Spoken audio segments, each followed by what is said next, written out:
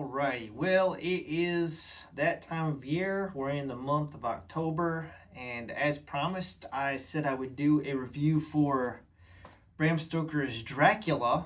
I read the book last year, picked this up. So I have the DVD version of this as well as the Blu-ray because I picked up a Blu-ray. I wanted to get Mary Shelley's Frankenstein. I only paid $10 for this. It came with both Bram Stoker's Dracula and Mary Shelley's Frankenstein for $10. And it's like, I already owned Dracula on DVD, but like, I would have ended up paying like $20 or something for this if I would have bought it separately. So I just got them together. So now I have them both. So the difference is, this is the, you might want to look at the disc. This one has two discs. It's got this is the movie, okay? This kind of got like Gary Oldman's silhouette, you know, the Dracula. And then the special features are on this second disc there. And then the Blu-ray, okay, it just has, that's it. Right? It doesn't have the Gary Oldman silhouette. But all the stuff, because I looked, all right, I checked. All the special features that are on this are on that Blu-ray disc. So the upscale in visual quality, you know, it looks a lot better. But there's, let's see, 4 documentaries on here. There's one called The Blood is the Life, The Making of Dracula, The Costumes Are the Sets, The Designs of Iko Ishioka in Camera, The Naive Visual Effects of Dracula, Method and Madness, The Visualizing of Dracula. Then there's a bunch of deleted scenes and stuff on here. They're all on the Blu-ray. So if you're worried about losing all these special features, they're on the Blu-ray. All right, now I'm going to talk about this. So Francis Ford Coppola, 1992, starring Gary Oldman as Dracula. And you've got Winona Ryder as Mina Harker. Okay, Jonathan Harker is played by Keanu Reeves. Whoa. I got to say, and a lot of people have said this, Keanu's... man, he tries. God bless him, he tried. I'm not going to bash on it. I think visually this movie is pretty incredible. They went for that old school Hollywood movie, so a lot of practical effects. They didn't go CG. This was kind of like old school movie making. It's got some flaws. It's a little bit campy at times. How closely does it stick to the book? I mean...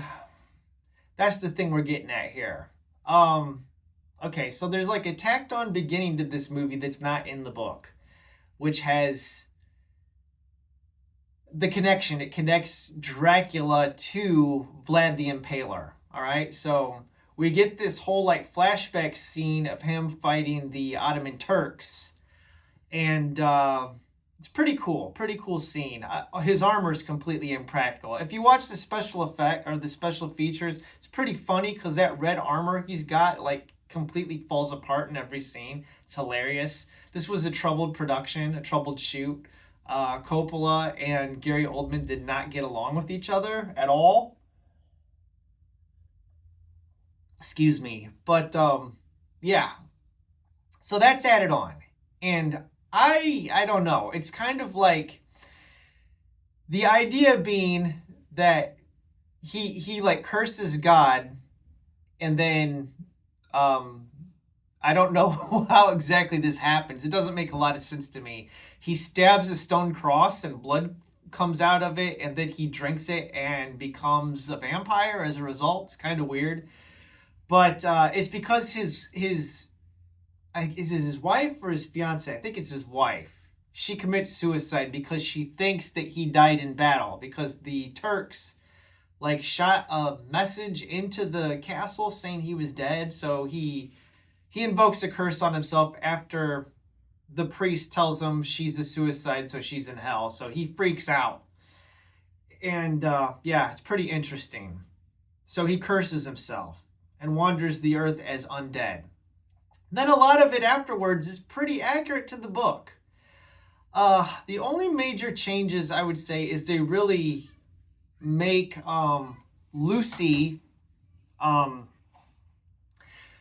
Lucy's Victorian era. That's all. Her sensibilities are all going out the window. She's like super, super. Um, how's the word? Spicy. She's super spicy. Okay, if you know what I'm saying. But and then they put in this whole reincarnation angle, like Mina, Dracula's dead wife, is reincarnated, and he's got this line, see me now, right? He's like, I've crossed oceans of time for you. So he does have a character motivation, but all of, like, the romance between Dracula and Mina it's not there in the novel. That's all added into the movie. So this might be better if it was called Francis Ford Coppola's Dracula, which I think is what it should probably be titled instead of Bram Stoker's. But overall, I mean, it's okay. I don't hate it. Okay, it's actually quite enjoyable for the camp angle. If you like camp, because I think that Keanu's pretty bad, and I don't know. I love Winona Ryder, but I don't know if she's much better. I don't know. It's weird. And Anthony Hopkins as Van Helsing is just totally over the top, like cranked to 11. The scene where they confront Lucy after she transforms, okay, is pretty epic. I mean, that scene might be the best one in the movie. I don't know why the Brides of Dracula are totally nude. That one I didn't remember. I thought, what in the world? Monica Bellucci completely stark naked, and I'm all like, and it's a pretty nasty scene. I mean, just because of all the blood, they're biting Keanu, it's like there's blood spurting out everywhere, so it's not sexy. It's actually quite repulsive, because I mean, it's just like, it's gross. All the blood, and I don't like it. So yeah, could have done without that scene. I think they could have toned that down, but other than that, I think it's pretty interesting film. Visually, the film is very interesting. The set designs, the costumes are really weird in this. But I think it's decent. It's a decent adaptation. Yeah, the guy from The Rocketeer plays the Texan in this. So I think this might be the only version that has the three suitors, Lucy's three suitors. We got Carl Elwes. I don't know how you say his name. The guy from The Princess Bride. And then the guy that played in The Rocketeer, whatever his name is. The guy from The Rocketeer is the Texan. So we got cowboys going after Dracula.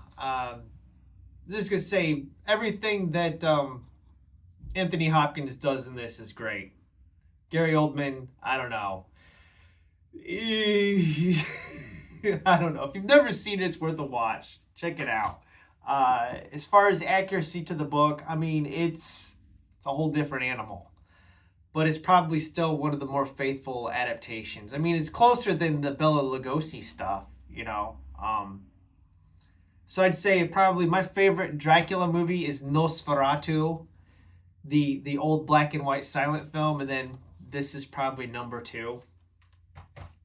And then after that, I don't know, Dracula gets crazy. The worst Dracula thing I've ever seen was Blade 3.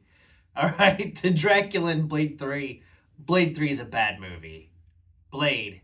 If you've never seen Patton Oswalt talk about being on Blade 3, you should check that out somewhere. It's pretty funny. He said, I never met Wesley Snipes. I met Blade.